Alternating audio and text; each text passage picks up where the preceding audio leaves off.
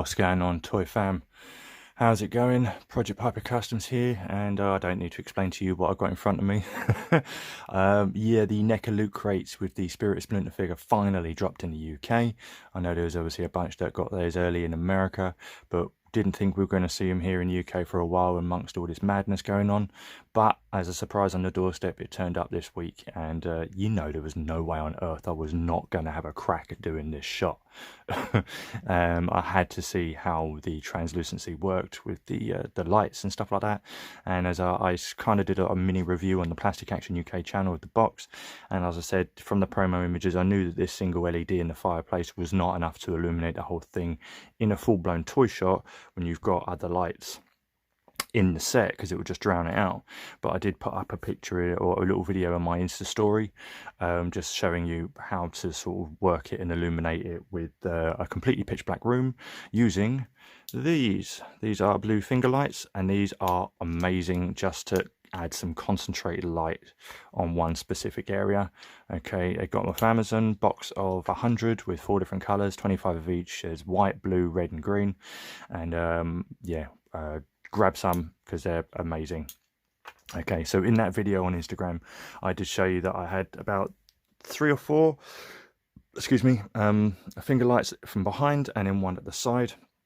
Combined with that, and it kind of gave it that astral spirit look with the faint light coming through and providing that rim lighting going around, and of course this light here hitting it from the side and illuminating his side and his side of his cheek. But obviously with this setup, as I've got 3 different lights going on, I've got this orange one which is just providing a little bit of campfire wash over Raph, as it's still orange from the you know, a little bit of the surrounding area is still quite orange in the movie still.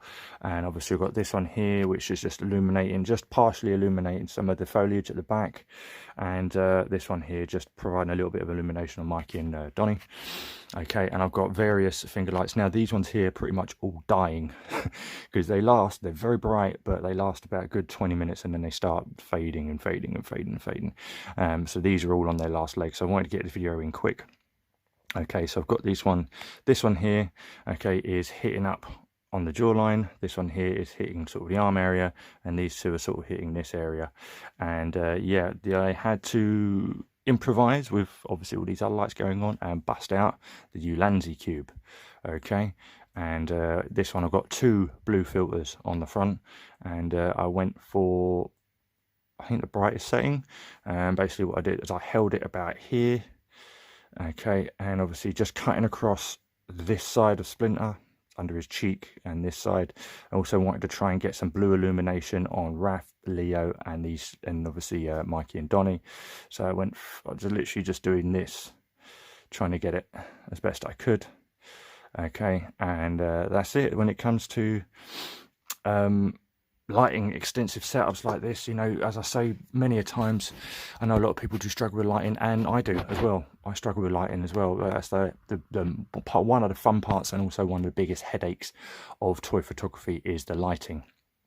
And key to it is just get yourself as much lighting as possible. I have 3 desk lamps, all 3 of them are quite cheap. Okay, this one is just a straight yellow, which is great for illuminating explosions or, you know, any yellow translucency or providing that daylight or fire. I've got this one here which is a white light, and it's got 3 different dims, and this one here it can switch between yellow and white, and obviously it's just one temperature, which is like quite bright. And then I've got all these finger lights, okay, and basically all you got to do is just get your setup going and play. Try and imagine the scene you're trying to shoot and the story you're trying to tell, whereabouts the light source would be coming from. So for instance, an alleyway or a street in the daytime, where would the sun be coming from in that shot and in the story that you're trying to tell? You know, if it's coming from like up here, then try and aim your lighting about here and have it some sort of wash down from this angle so it casts the relevant shadows. Or if you're going for a nighttime shot, okay, think about where the traffic lights would be, you know, from the cars, and also where various street lighting would be. And if you've got a building at night shot, and you've got, you know, with windows, and you want to convey the illusion that someone's in, basically what you can do is, if you haven't got anything white, I've got this but you get some white A3 or A4 paper. So if you've got your window diorama bit here and the action's going on in the scene around here, you know, aim some white light. You want to stick some paper just on here and aim the light at the paper. Okay, so it illuminates the paper, and then that reflects through the windows, and you get that nice even spread of white. Otherwise, if you just point your wood lights through the windows, you're just going to end up having that, you know, not much. You know, you want that even spread. Okay, and then that will bounce through. And yeah, okay, so that's just a couple of little tips there.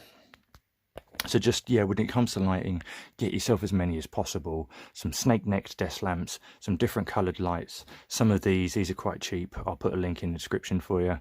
And they come as standard, or it comes with ones with filters. They're very bright. They can go on a little tripod, okay?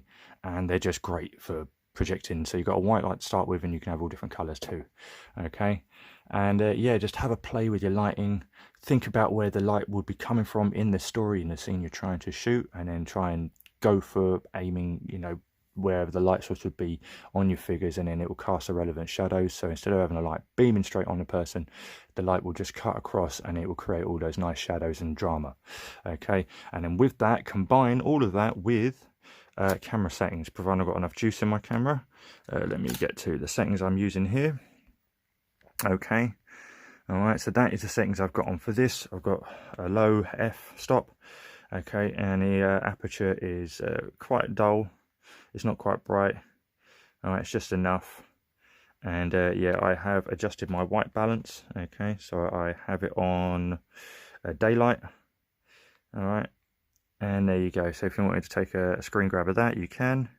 So play with your camera settings if you've got a camera, and if you're using your phone, then play with your phone camera settings, like what I'm doing now. Look, I'm just shooting from my phone right now. I'm making you brighter, and I'm making you darker. All right, and there's a bunch of other settings you can have on phone cameras, and it's just playing with your camera settings and playing with your lighting. There is no exact science. It's just tinkering until you get what you feel works for you. All right, and that's it. That's half of the grind right there. All right, but never settle for anything less than what you want. You know, some ideas can work, and some just I struggle. I've had plenty of ideas that I thought, oh great, and I'll do a shot. I'll set it all up, and I just, for the life of me, cannot get the lighting to work right, and I've ended up abandoning it. And that sometimes can be the case with some toy shots, but don't let that what's the word, deter you. Crack on, and you'll always get better and better. I'm still learning. There's not an exact science to any of this, and we're all still students. You know, some may have learned a bit more than others. Some are just starting out, and obviously have much to learn. But there's all kinds of tricks that I even haven't learned, and loads of techniques that I still want to try and execute and put in play that other people have been doing for ages and they're killing it. So there's always areas of toy photography to learn and improve, and I just hope that this can help with the lighting. Okay, I'm sorry I can't give you an exact formula, but I can give you the basic tools and the steps in order to advance your lighting in your toy photography. Okay, so just think about the scene, where the light's coming from, and that will cast relevant shadows. Get yourself as many desk lamps as possible, okay, and get yourself some of these or any kind of form of coloured light. And if you just want some concentrated coloured light on anything, and get yourself some finger lights. I'll put a link in the description.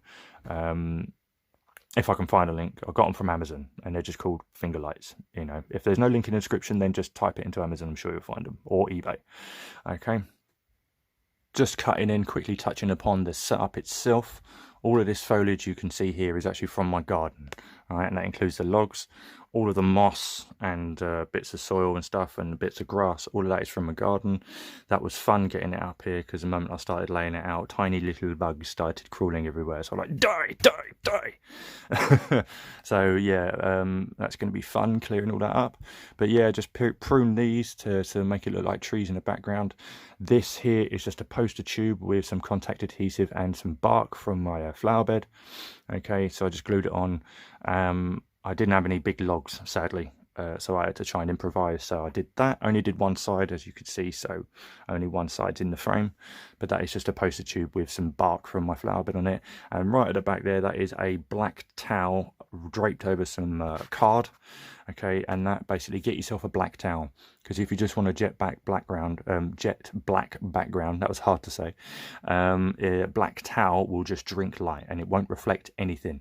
Okay, so definitely get yourself a black towel for your backdrops at night, or if you just wanted a jet black background, there you go, said it. Then yeah, get yourself a black towel, and yeah, that was pretty much it according to the revolving around the setup itself. So you managed to get them in the poses, the best cross legs I can get these guys in. I worked them for ages, but it is doable, it can be sold, and then obviously you just work on a lower camera angle. All right, and Splinter being in the focus, so these guys aren't really in focus. They kind of are, but you know, they're not as sharp as Splinter, because he's the main point. All right, but that is just a quick rundown of the setup itself. Pretty simple. Okay, so if you ever wanted a woodland setting, just rummage your back garden. Okay, or if you're local to a park, just take a carry bag, and yeah, you'll look like a weirdo to everyone walking through the park. Not right now, obviously, with social distancing and lockdown, but you know, once everything's back to normal, yeah, take a plastic bag and just start pillaging the wildlife around it.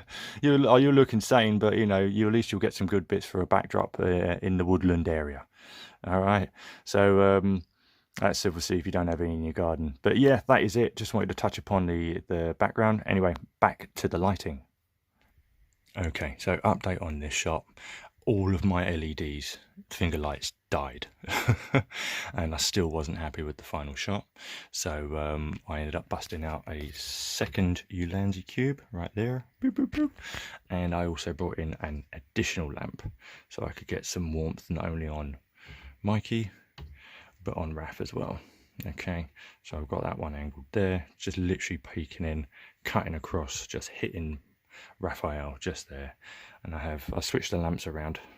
I brought the yellow one here, and I brought the other white one here, so it's just bouncing off and creating just here. Okay, and of course with this ULANZI cube I created a couple of funnel ducts just out of some cardboard, so I can angle the light better and illuminate Raph and Leo. So yeah, last update on this video, I swear. But yeah, so that is it. Combine what I said before with this, and yeah, I know it's a bit of a chop and change and all over the place toy photography breakdown, this one, but yeah, still a lot to be learned from it, and I hope I've given you a good insight into this particular shot. And yeah, that's the thing, just got to roll with the punches. Like, all my LEDs decided to die not long after I shot the first thing, because I thought I was done, and then I looked back at the shot and did not like it. So yeah, I came back in and tried to redo it. All of them died, so I had to bust out the second ULANZI cube. And I know I constantly advocate about hitting translucent effects from behind, and I do have a couple of LEDs that are still going from behind.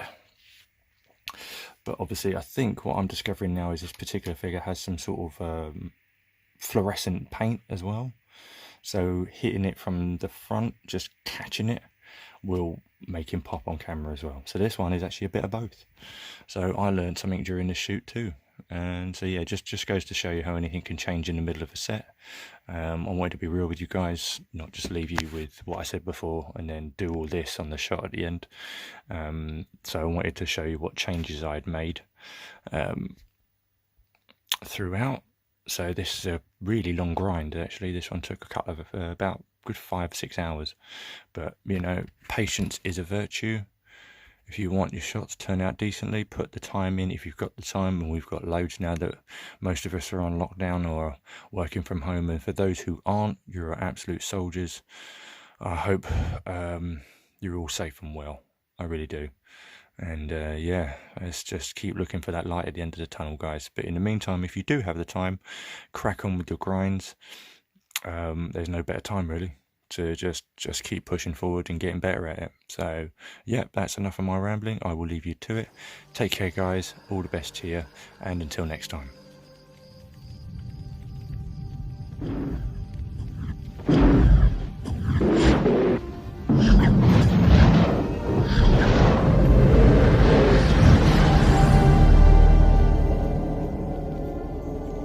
I am proud of you, my sons.